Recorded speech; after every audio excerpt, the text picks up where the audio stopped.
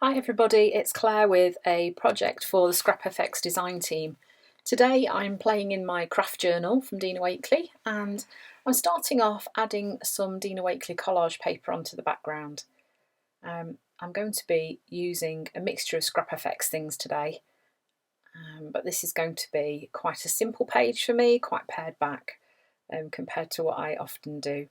So this is some of the white collage paper, and it comes in a pack with black collage paper too.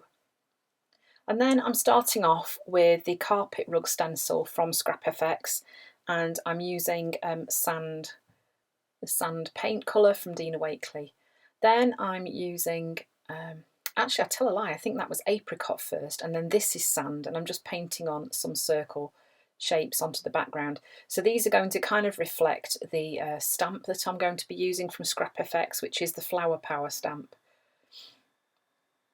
And here we have it. So I'm just going to stamp some of these onto a piece of white printer paper using a brayer and a penny, which is one of the lovely metallic colours from Dina Wakley.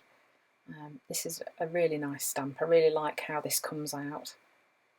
So I stamped this a couple of times onto this paper, and then once it was dry I then started to cut them out. So I'm going to use these as collage elements on the page.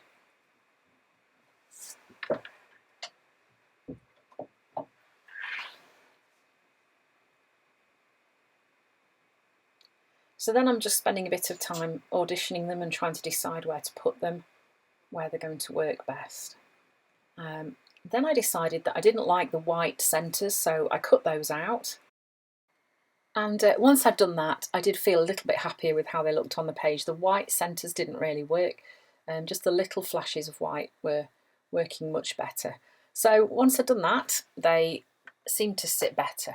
So you can see also on the left-hand page, I've just got positioned a piece of vintage ephemera. This is from a collage sheet by ScrapFX. I'm just going to be sticking that in place using some gel medium. This is a great sheet of collage elements that is easy to use really on all sorts of pages. So then I'm using my double-sided tape gun and I'm just sticking these little collage stamped elements into place.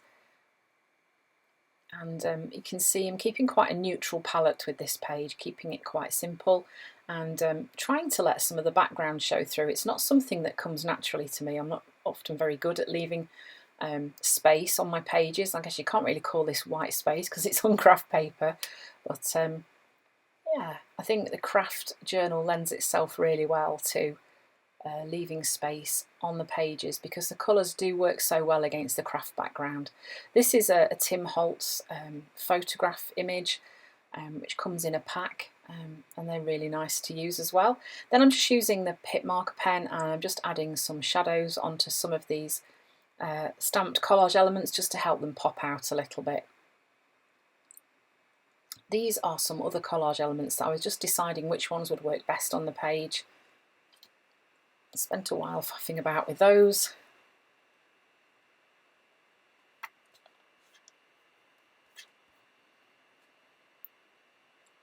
And then I decided to add some black splatters onto the page.